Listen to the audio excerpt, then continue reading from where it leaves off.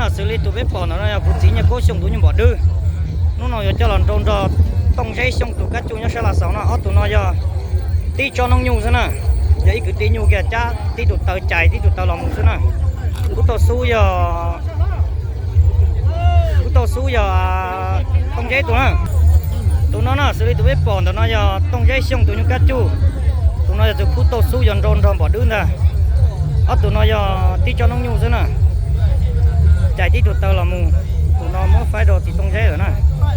rồi nó mua tụi nhung cứ tí cho là tròn đồ bé cho cũng như sẽ được to sai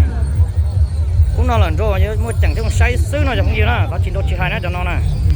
đó mình nhìn râu thế hắn cứ sợ ta xin nó ta râu xứ nó cũng nó có chỉ đồ chỉ hai nó như cứ tí rồi ta lo ý dạng của nó râu kia là ta ơi chờ con tới thế lo ý dạng của nó tụi nó nè chạy tí tụi tao là mù nhiều mua nhiều thế nó chạy tí tụi tao nó tụi nó nè chứ mà đã cắn tay đua say bộ rồi cha rồi say nó đã cắn món gì đó lửa ó lần ta trâu sứ nó tụi các chú nó mua này tròn thế nè ô còn trâu kia cơ chú còn trâu kia còn trâu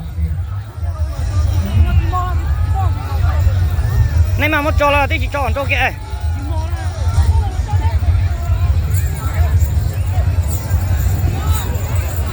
ô xíu các chú trâu kia các chú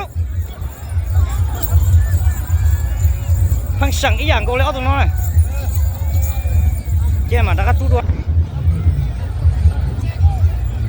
sai nào đã cắt món gì đó lưỡi bê rồi thế nào nhưng dồn trâu là ta chỉ phải sẵn nó tụi nhau này chứ sai bữa rồi chả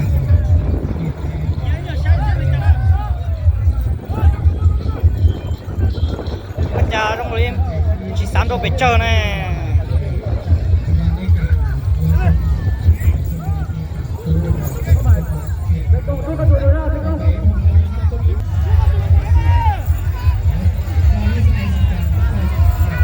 chế xe ông chỉ ở bồn trâu rồi, ôi cứ kế cũ nữa, ô tô bỏ đứa mất, tụi cá chú là sao cứ kế cũ nữa, chiều cha thế chỉ sáng đâu phải chờ thế, thế rộn rô lên tàu thế nè, ô tô tụi bỏ đứa nó giăng kia nữa, cứ kế cũ, chỉ cản trâu thế, mỗi giờ về đã tàu mất, ô tô tụi nó mất cứ thế nè, ô tô của chị tụi bỏ đứa giăng kia là chiều cha nè. Yang sửa trò phong dư rồi